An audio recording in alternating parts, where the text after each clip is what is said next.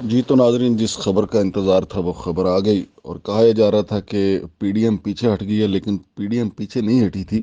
بلکہ چھپ کے بیٹھی ہوئی تھی، اور وہ اس بات کا انتظار کر رہی تھی کہ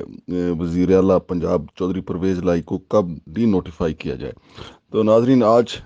23 اور 22 دسمبر کی رات جو ہے، وزیر اعلیٰ پنجاب کو ڈی نوٹیفائی کر دیا گیا ہے۔ اگرچہ ان کو برطرف تو کر دیا گیا، لیکن ساتھ ہی نوٹیفیکیشن میں یہ بھی لکھا گیا ہے کہ اگلے وزیر اعلیٰ کے انتخاب تک وزیر اعلیٰ پنجاب چودھری پرویز لاہی رہیں گے۔ تو ناظرین، یہ ہماری تاریخ کا ایک انوکھا بحران ہے جو پنجاب میں پیدا ہوا، اور اب چودھری پرویز لائی صاحب نے بیرسٹر علی ظفر صاحب کو مشاورت کے لیے بلا لیا ہے۔ یہ سب کچھ رات کے اندھیرے میں ہو رہا ہے، اور ناظرین حیرت کی بات یہ ہے کہ آج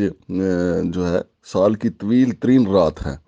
اور کل صبح چھوٹا ترین دن ہوگا۔ یعنی اس طویل ترین رات میں یہ گل کھلائے جا رہے ہیں ہمارے سیاستدانوں کی طرف سے، پی ڈی ایم کی طرف سے 13 جماعتوں نے چودھری پرویز لائی کو ڈی نوٹیفائی کر دیا، اور چودھری پرویز لائی کل صبح اس کو عدالت میں چیلنج کریں گے، لاہور ہائی کورٹ میں چیلنج کریں گے۔ اور شنید یہ ہے کہ ایک درخواست تو چودھری پرویز لائی کی طرف سے آئے گی، اور کچھ درخواستیں ایم پی حضرات یا وزراء کے حضرات کی طرف سے بھی آ جائیں گی۔ اور جیسا کہ آپ سنتے رہے ہیں کہ آئینی اور قانونی ماہرین کا کہنا ہے کہ یہ جو اقدام کیا ہے گورنر پنجاب بلیغ الرحمان نے، یہ خود ان کے لیے مسائل پیدا کر سکتا ہے، کہ چونکہ دیکھنا یہ ہے کہ آیا وہ اس کا اختیار رکھتے تھے بھی یا نہیں، کیونکہ 90% جو ہمارے آئینی اور قانونی ماہرین ہیں، جن میں بڑے بڑے نام شامل ہیں، چودھری اعتزاز احسن، جناب خالد رانجھا صاحب، اور اس کے علاوہ حامد خان ایڈوکیٹ اور دیگر نے، وہ اس بات پر متفق تھے کہ چونکہ اجلاس ہوا ہی نہیں تو پھر اعتماد کا ووٹ چودھری پرویز لائی کیسے لیتے۔ تو اس لیے یہ گورنر پنجاب کی بدنیتی شمار کی جاتی رہی ہے، لیکن اب چونکہ یہ بدنیتی تھی، لیگل آرڈر تھا یا انلیگل آرڈر تھا، آئینی طور پہ انہوں نے وزیر اعلیٰ پنجاب کو ڈی نوٹیفائی کیا یا غیر آئینی طور پہ کیا، اس کا فیصلہ تو اب عدالت کرے گی، لیکن سال کی طویل ترین رات میں یہ ایک مختصر حکم نامہ جاری ہوا ہے، اور چودھری پرویز لائی کے وکلا جو ہیں اس وقت اپنی پٹیشن کی تیاری میں مصروف ہیں، اور صبح ہوتے ہی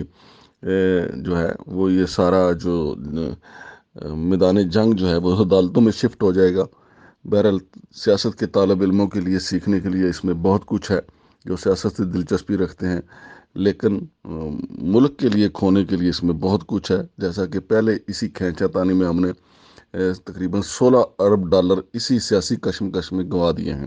اب دیکھتے ہیں اور ملک کا کتنا نقصان ہوتا ہے، اور سیاستدان اور ہمارے جو اشرافیہ ہے اور مقتدر قوتیں جو ہیں وہ کب ہوش کے ناخن لیتی ہیں۔ بہرحال اب یہ کل صبح عدالت میں یہ کٹا جائے گا، اور عدالت ہی اب اس کٹے کو باندھنے کی طاقت رکھتی ہے۔ دیکھتے ہیں کہ عدالت اس کٹے کو کس قلعے کے ساتھ باندھتی ہے۔ شمشاد مانگٹ کو اجازت دیجیے، اللہ حافظ۔